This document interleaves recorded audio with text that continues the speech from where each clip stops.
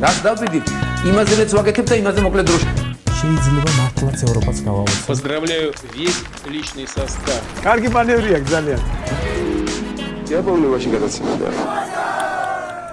ივანაშვილის გაპუწულ ბიჭს დღეს ისევ უთქვამს. ევროკავშირი არ აღიარებს საქართველოს ტერიტორიის 100%-ს და რუსეთი არ აღიარებს მხოლოდ 20%-ს. ჩვენ ხშირად გვითქვამს, რომ არის ქვეყანა რუსეთის ფედერაცია, რომელიც არ აღიარებს საქართველოს სუვერენიტეტს ჩვენი ტერიტორიების 20%-ზე, არის კალბატონი გაია კალასი, რომელიც არ აღიარებს საქართველოს სუვერენიტეტს ქვეყნის ტერიტორიის 100%-ზე. ხო, როგორ შეიძლება შეფასდეს ეს დამოკიდებულება, თავადაც შეგიძლიათ განსაჯოს. ეს არის ყველაზე დიდი მავნებლობა, რაც დღეს 2026 წელს შეიძლება სცადო რომ ჩააგონო ქართულს. ეს არის ყველაზე დიდი მავნებლობა, რომელსაც რუსები ჩააგონებენ ათწლეულების განმავლობაში ყველას გარშემო, ყველა მეზობელს. მათი მთავარი სათქმელი ასე ჟღერს. კი, მე ცუდი ვარ, მე რუსეთი ცუდი ვარ, მაგრამ ის დასავლეთი ჩემზე უარესია. ზუსტად ეს არის, რასაც ახლა აი ეს გაპუწული ბიჭი უმეორებს ქართველებს, თავის ამორჩეველს, როგორც გონია. სიამდვილეში ეს არის ყველაზე დიდი მავნებლობა. არჩევანი რუსეთს და ევროკავშირს შორის 2026 წელს. საუბარია სიტყვა ცნება სუვერენიტეტის აბსოლუტურად გაყალბებულ და გაუკუღმართებულ კონცეფციაზე, რომელსაც ქართული ოცნება სთავაზობს თავის ამორჩეველს. სუვერენიტეტი როგორც მე ვიზამ იმას, რაც მე მინდა და როგორც მე მინდა და არავის არ შევეკითხები. სინამდვილეში ასეთ სუვერენიტეტი არ არსებობს არათუ საქართველოსთვის, არამედ ზოგადად არავისთვის. არც ერთი ქვეყნისთვის, რომელიც შედის ეუთოში, არც ერთი ქვეყნისთვის, რომელიც შედის გაეროში, არც ერთი ქვეყნისთვის, რომელიც შედის ევროსაბჭოში, არავისთვის, იმიტომ რომ ყველა ეს ქვეყანა შეკრულია ხელშეკრულებებით. ეს არის ადამიანის უფლებათა დეკლარაცია, ეს არის ქარტიები, ჰელსინკის დოკუმენტი და სხვა და სხვა და სხვა. უკანასკნელი დასაპირისპირებელი საბაბი ქოცებმა აღმოაჩინეს ეუთოში, ეუთოს საპარლამენტო ასამბლეაში და ახლა უნდა წარმოაჩინონ, რომ ეუთოც ისეთივე ევროკავშირია, როგორც თვითონ ევროკავშირი. სიამდვილეში ეუთო, რომელიც დგას, რომელიც ერთ-ერთი მოვალეობაც არის ადამიანის უფლებათა დაცვა. ეუთო გაცილებით უფრო ძველი და ტრადიციული ინსტიტუცია ამის საკეთებლად, ადამიანის უფლებათა დასაცავად, ვიდრე იგივე ევროკავშირი, რომელიც წლების განმავლობაში იხვეწებოდა და ვითარდებოდა. ეუთოს ეგიდით იყო 1975 წელს, რომ მოაწერეს ქვეყნებმა ჰელსინკის აქტს. ხელი და სწორედ ამ ჰელსინკის აქტის საფუძველზე დაფუძნდა მერე საბჭოთა კავშირში უამრავი ჯგუფი, ეგრეთ წოდებული ჰელსინკის ჯგუფები, მათ შორის ვიადგამსახურდია იყო საქართველოში ამის ხელმძღვანელი ორგანიზაციები, რომლებიც ცდილობდნენ დაეცვათ პოლიტპატიმრების ძირითადად და ზოგადად ადამიანის უფლებები. ამით დაიწყო ყველაფერი, ეუთოთი დაიწყო ყველაფერი, ეუთოთი დაიწყო საქართველოში ადამიანის უფლებების დაცვა. და თუ ხოცებს გადაწყვეტილი აქვს, რომ ეს ადამიანის უფლებები დღეს აღარ არის რელევანტური, როგორც უყვართ ხოლმე ლაპარაკი, მაშინ ეუთოდანაც უნდა გამოვიდნენ. ოღონდ მე გავახსენებ ყველას, რომ ეუთო ევროპა არ არის. ეუთოში შედის ბევრი ისეთი ქვეყანა, რომელიც ევროპაში საერთოდ არ მდებარეობს. ეუთოში შედის შეერთებული შტატები, ეუთოში შედის კანადა, ეუთოში შედის ტაჯიკეთი, თურქმენეთი, ყაზახეთი, რომლის ნაწილიც არის ევროპაში, უზბეკეთი და სხვა და სხვა. ასე რომ ეუთო არ არის მხოლოდ ევროპული ორგანიზაცია.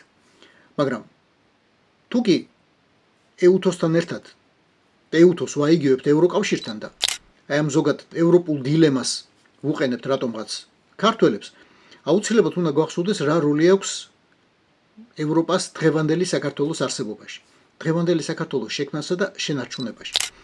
2008 წელს უბრალოდ კითხავს ვამ ახლა, თუ გახსოვთ ვინ იყო საქართველოს ტერიტორიული მთლიანობის გარანტორი? ვინ დადგა საქართველოს დასაცავად 2008 წელს? ევროკავშირი. ევროკავშირი, რომელიც არ იყო ასეთი შემტევი, არ იყო ასეთი მებრძოლი, არ იყო ასეთი უკმეხი, თუნდაც რუსებთან ურთიერთობაში, სარკოზის ევროკავშირი, სარკოზის თავმჯდომარეობით ევროკავშირი, მაგრამ ევროკავშირი იყო ერთადერთი ინსტიტუცია, რომელიც მაშინ გამოჩნდა საქართველოს დამცველი. იმიტომ რომ იქამდე წლების განმავლობაში რუსებმა ყველაფერი გააკეთეს და ჯერ თავისი აგენტურით გატენეს ეუთო და გაერო, რომლის დამკვირვებლებიც იდგნენ საქართველოში წლების განმავლობაში და შემდეგ ეს ორივე ორგანიზაცია საერთოდ მოაშთეს საქართველოდან. გააგდეს საქართველოდან, იმიტომ რომ ეუთოშიც და გაეროშიც მათ სიტყვა ეთქმოდათ. სადაც არ ეთქმოდათ სიტყვა ევროკავშირში. მათ ეს გადაწყვეტილება ვერ შეცვალეს და ევროკავშირმა არამხოლოდ ითავა სამშვიდობო ხელშეკრულების გაფორმება. ეგრეთ წოდებული სარკოზი, სააკაშვილი, მედვედევის აქტი.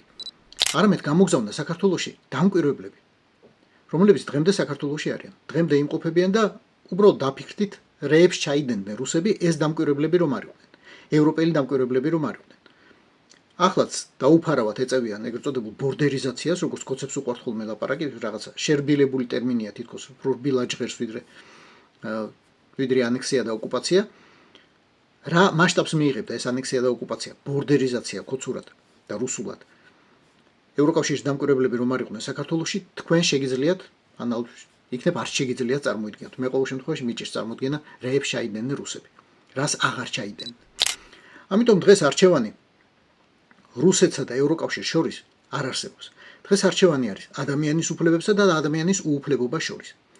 ქოცების სუვერენიტეტი გადის ადამიანის უუფლებობაზე. ქოცები ეუბნებიან მთელ დანარჩენ მსოფლიოს. მოგვეცით უფლება, რომ გავაყალბოთ ნებისმიერი არჩევნები, როგორც ჩვენ გვინდა. მოგვეცით უფლება, რომ დავიწეროთ ნებისმიერი პროცენტი, რომელიც ჩვენ გვინდა. მოგვეცით უფლება, რომ ვმართოთ საქართველოს ისე, როგორც ჩვენ გვინდა.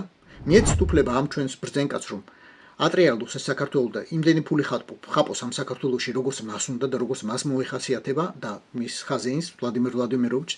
მოგვეცით უფლება, რომ ადამიანები წელში ვამტვრიოთ, როცა ისინი რაღაცაში არ გვეთანხმებიან. მოგვეცით უფლება, რომ ადამიანები დაავწამლოთ პირველი მსოფლიო ომის დროინდელი გაზით, როდესაც ისინი რაღაცაში არ გვეთანხმებიან.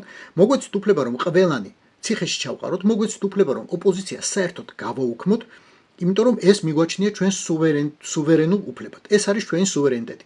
ყველაფერ ამას თუ დაგვთანხმდებით, მერე კი ჩვენს სიამოვნებით შემოვთ ნებისმიერ ორგანიზაციაში, რომელსაც თქვენ გვეტყვით. მაგრამ საქმე ის არის, რომ ასე დღევანდელ მსოფლიოში არავინ არ მუშაობს, ასე დღევანდელ მსოფლიოში არავინ არ ლაპარაკობს, ასე დღევანდელ მსოფლიოში არავინ არ იქცევა. რეჟიმი, რომელიც თრგუნავს, ანადგურებს უბრალოდ საკუთარ ოპოზიციას, რეჟიმი, რომელიც თრგუნავს თავის მოქალაქეებს, რეჟიმი, სადაც არ არის არჩევნები, რეჟიმი, სადაც არ არის სამართლის უზენაესობა, რეჟიმი, სადაც სასამართლო არ არსებობს, რეჟიმი, სადაც პოლიცია გადაქცეულია მილიციად, ასეთი რეჟიმები ევროკავშირში ვერ შედიან.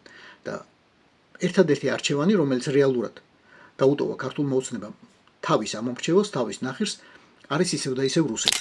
ამიტომ გახსოვდეთ, რომ როდესაც ქოცები იწყებენ საუბარს ქვეყნის სუვერენიტეტზე, ისინი ყოველთვის გეუბნებიან, ჩვენ გვინდა რუსეთში, იმიტომ რომ ასე ცხოვრობს მხოლოდ და მხოლოდ რუსეთი. ეს არის რუსული ცხოვრების წესი და სხვა არაფერი. რაც დავდივით, იმაზეც ვაკეთებ და იმაზე მოკლედ დროში. შეიძლება მართლაც ევროპას გავავოცოთ. Поздравляю весь личный состав. კარგი მანევრია ძალიან. Я помню, очень гадаться.